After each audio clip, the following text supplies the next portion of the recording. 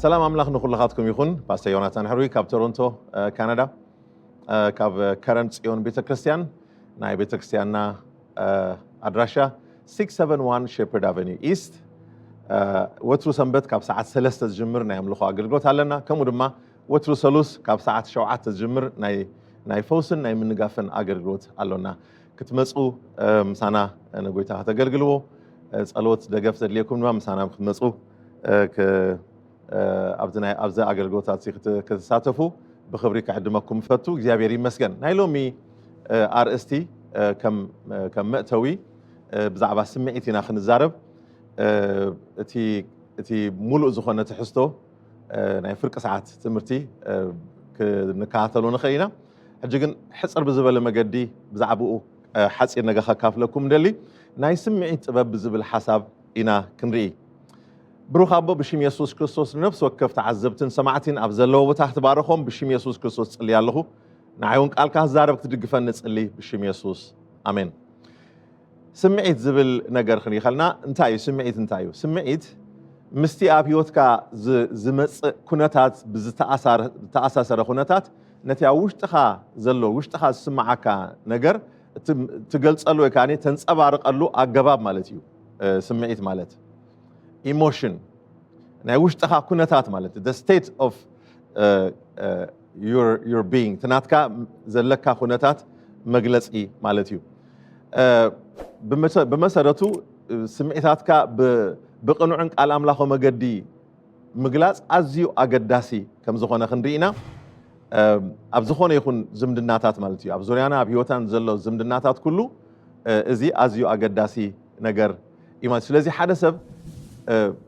زخونه فترة تنفاس زلوا وكله عوشتو سمعت علوي سلازي نتيا اتقند حتى جنتايب نتيا عوشتو زلوا سمعت كمي جيرو زقلصو وكاني بخمي عينت عقباب يزم حدرو زبل نجر إنا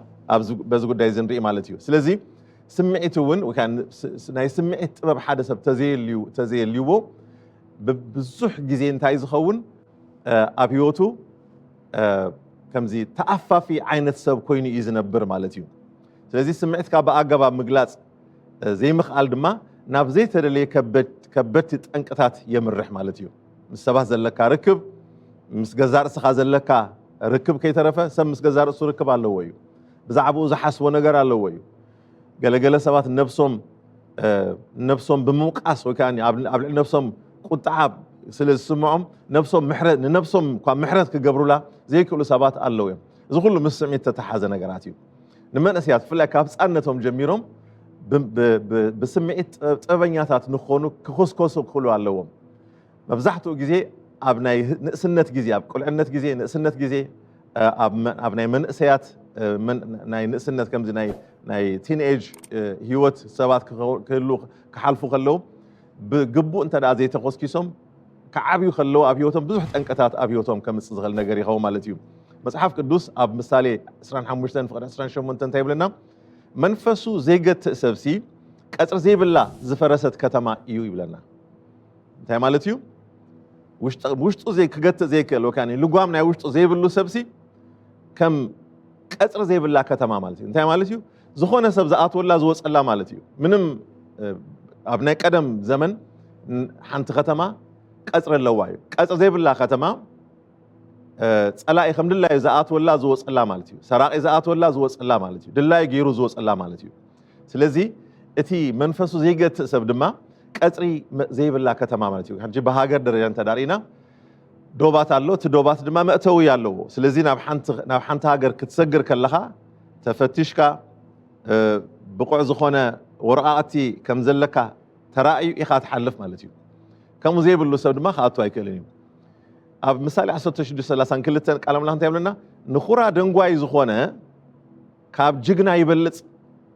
كابتن ختما زحز كا منفسو زغت سب يبلص يبلنا ስለዚህ በመንፈስ ጥበበኛ መሆን ሞኒ በዚህ አገባብዚ ልጓም ዘለው ወሰብ ክህሉ خلص ካብ ጅግና ይበልጽ ይዝብልና ዘለው ካብ ሓደ ጅግና ዝኾነ ሰብ ካብ ንሓንቲ ከተማ ዝገዝ ኣብ አንድ ኣብታ ከተማ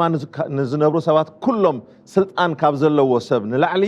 እቲ መንፈሱ ዝገዝ ወይ ካኒ ዝገት ሰብ ይበልጽ ይብለና መጽሐፍ ቅዱስ አወዳዲሩ ክነግረና ከለው ኦኬ ጠንቅታት ጥዕና ናይ ዘይብሉ ስምዒታዊ ህይወት እንታይ ምዃኑ ሕልፍ ኢልና ክንሪኦ ደሊ ሓደ ሕልፍ ውሽጣዊ ስምብራት ቁስሊ ወይ ከዓ ትራማ እዩ ካልኣይ መጠኑ ዝሓለፈ ጸቕጢ ናይ ህይወት ስትረስ ክህልወና ከሎ ማለት እዩ ሳልሳይ ምስ ጥዕና ወይ ከዓ ዕድመ ዝተኣሳሰር ነገራት ወይ ወዘተ ናይ ሆርሞን ምዝባዕ ንኣብነት ብዕድመ ሰብ ክዓቢ ከሎ ኣብ ህይወቱ ከጋጥሞ ዝኽእል ነገራት ኣሎ ኣብ ግዜ ጥንሲ ወይ ከዓ ጥዕና ክዛባዕ ከሎ ምስኡ ድማ እቲ ውሽጣዊ ናይ ሆርሞን ነገራት ድማ ይዛባዕ ስለዚ ብግቡእ ዝኾነ ዓይነት መገዲ ሰብ ስምዒቱ ክገልጽ ኣብ ዘይከለሉ ኩነታት ይወድቕ ማለት እዩ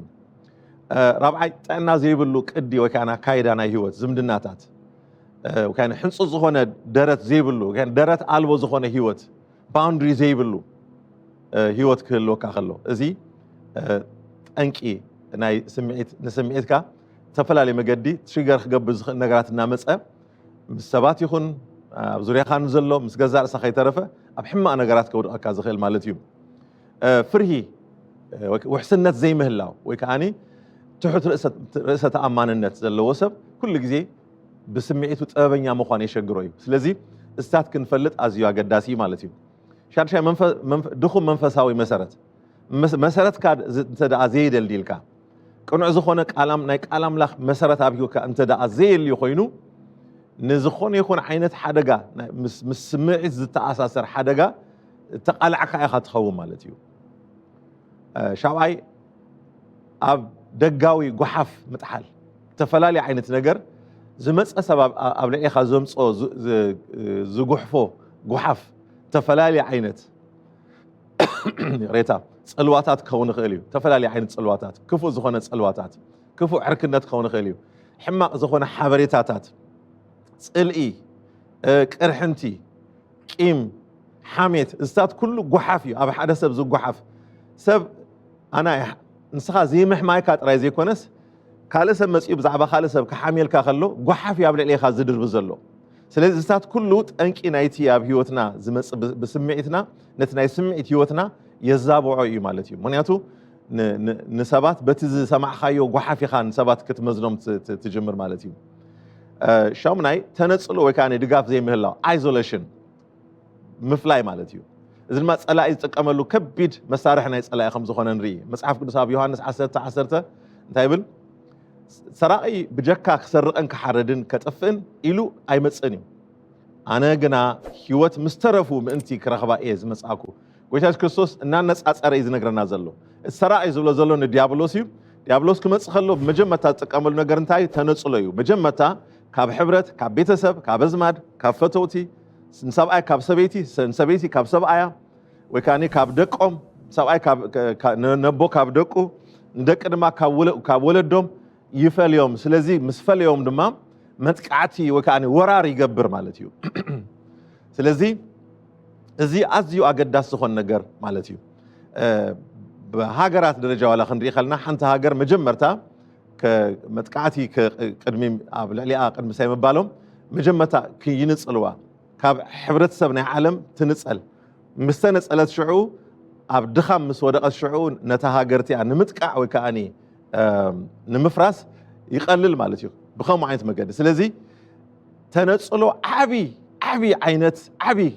ሓደጋ ከምፅእ ዝኽእል ነገር ከም ዝኾነ ክንፈልጥ ይግባአና ብስምዒትና ጥበበኛታት ክንከውን እግዚአብሔር ይደሊ ምክንያቱ ስምዒት ንገዛእ ርእሱ ዝሃበና ካብ እግዚአብሔር ዝተቀበልናዮ ስለ ዝኾነ ማለት እዩ እግዚአብሔር ይመስገን ነቲ ሙሉእ ትምህርቲ ክንከታተሎ ክዕድመኩም እደሊ ሕጂ ግን ሓፂር ጸሎት ጸሊና ክንውዲና ዘለዓለማውን ጻድቕን ዝኾንካ ኣምላኽና እግዚአብሔር ብሽም ኢየሱስ ክርስቶስ ንነፍስ ወከፍ ሰማዕቲ ኣብ ዘለዎ ቦታ እግዚአብሔር ኣምላኽ ንስኻ ትድግፎም እግዚአብሔር ኣምላኽ ዛዕባ ዝነገር ጥበበኛታት ክኾኑ ዝኽእልሉ ነገር ክትሕብሮም እግዚአብሔር ኣምላኽ ብሽም ኢየሱስ ጽልይ ኣለኹ እግዚአብሔር ኣምላኽ ጎይታ ሰራዊት ብኢየሱስ ክርስቶስ ስም በዚ ኩነታት እዚ እግዚአብሔር ኣምላኽ ሰኣን ጥበብ እግዚአብሔር ኣብ ተፈላለየ ዓይነት ኩነታት ወዲቆም ብዙሕ ሽግራት ዘጋጥኦም ኣሕዋተይ ኣሓተይ እግዚአብሔር ኣምላኽ ዓበይቲ ናእሽቱ ብሽም ኢየሱስ ክርስቶስ ስኻ ትድግፎም ጽልይ ኣለኹ እግዚአብሔር ሓይሊ ክትቦም ጽልይ ኣለኹ ብሽም ኢየሱስ ክርስቶስ አሜን በረኸት ተቐቢልና ክንወዲእና ይባርኽክም ኣዶናይ וישמרכם יאיר אדוני פניו אליכם ויחונכם יישא אדוני פניו אליכם וישם לכם שלום בשם ישוע המשיח אמן אמן אמן בעברייסט יברככם אמלך אז יברככם